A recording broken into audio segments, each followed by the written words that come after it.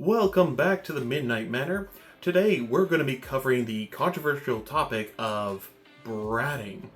Why is it that we get drawn to it, both as subs and as doms? What is the kind of things that can cause it to go wrong, and what tips that we could provide to be able to help fix it so we can have successful scenes as brats? And don't forget to like, comment, and subscribe. It's how we make the channel bigger. And in this case, bigger is better. Let's begin. So first off, we really want to understand what is the nature of bratting.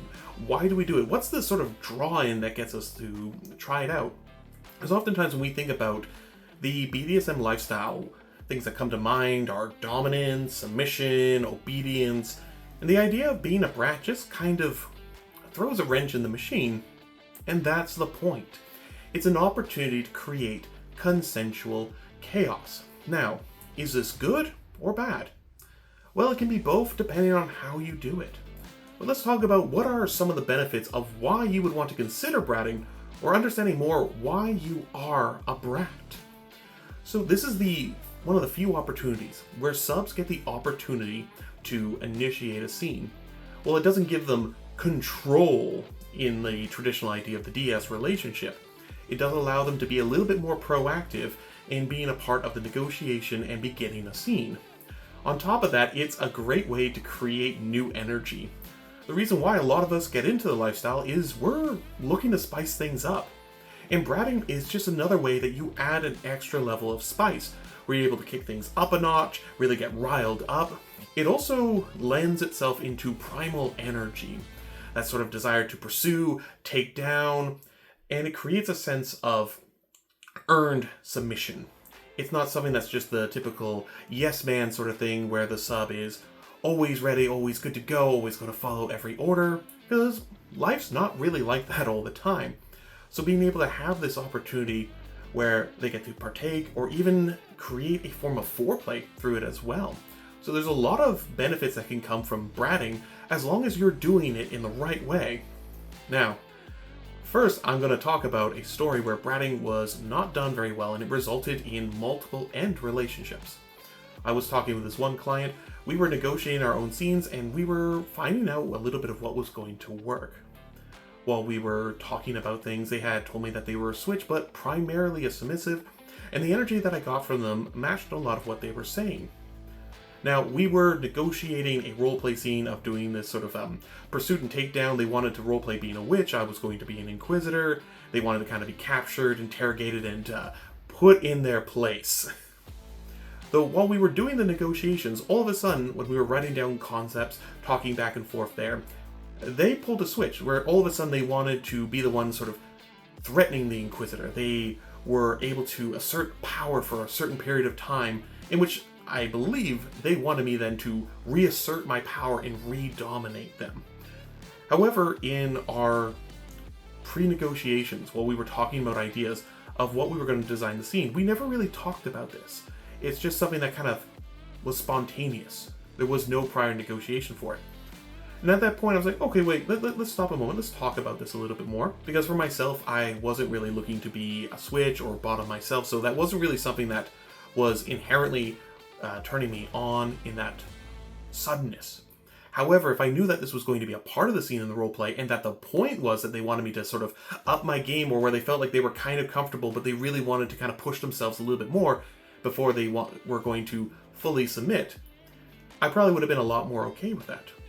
As I was talking to her about it, she had told me how this was something that she was used to doing. She had done this in her past three relationships, where she was playing with a guy, they were both new, they hadn't had extensive training in the community or had the sort of resources like this video to help guide them.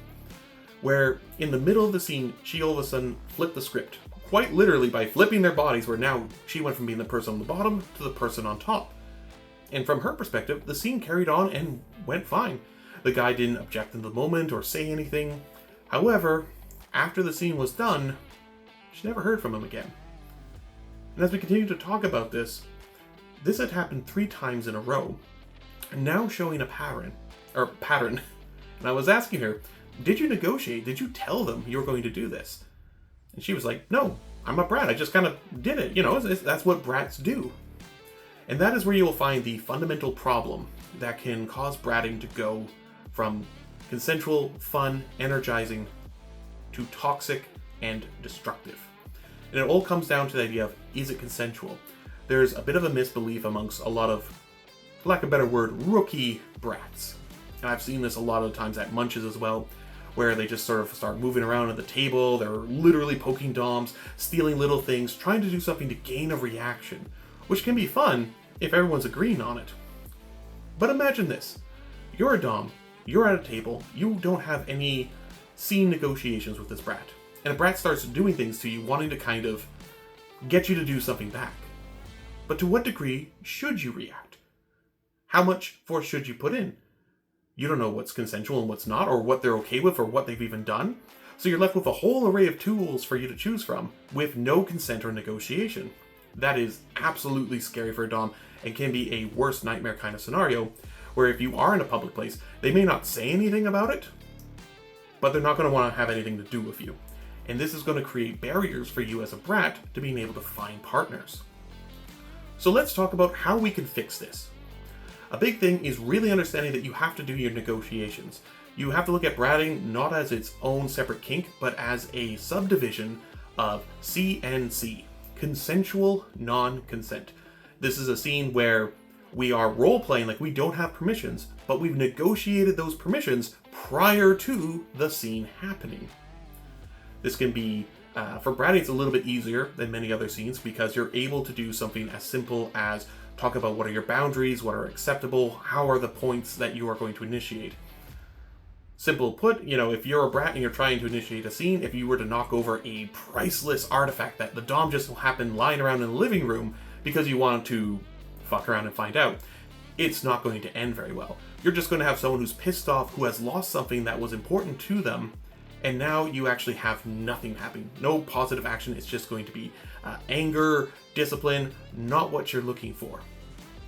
However, if you set up and negotiate boundaries, such as if you steal this pencil or you put it over here, that can indicate that you want to initiate play, that you want to begin to brat, just little things like that.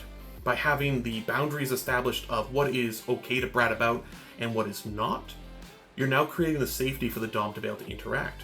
On top of this, you want to create custom safe words that are fitting to the roleplay. If you're doing something like a schoolgirl scene where you are trying to provoke the disciplinarian to go after you, you could have something being like, "Oh, what are you going to do about it?" And then you're getting detention, or you're going to get this ruler. And then it's like, "You have to catch me first." And then you start this whole pursuit chase down scene that's occurring within this. And then eventually you drag them over to the dungeon and have your way with them. In a way, you're writing your own smut story where you get to mess around, be captured, someone gets to have their way with you, and then you get released back. It can be a lot of fun when you have those parameters set up. And you can easily experiment with trying to keep things simple of what it is that you're trying to do and base it off of the energies and styles that you like. Bratting can take on a whole world of different flavors that you can enjoy with primal energies, discipline, breaking the scene there, being even an intruder into a home. All these things can create the opportunity of where you're trying to disrupt the flow and getting a reaction that leads to the scene that you want. So as a recap, bratting is a great way to introduce consensual chaos that creates more spice and energy for your relationship. And making sure that you negotiate your boundaries and your safe words so you know what you can and can't do so you can let yourself go into the roleplay is how you are going to create successful brat and brat tamer scenes.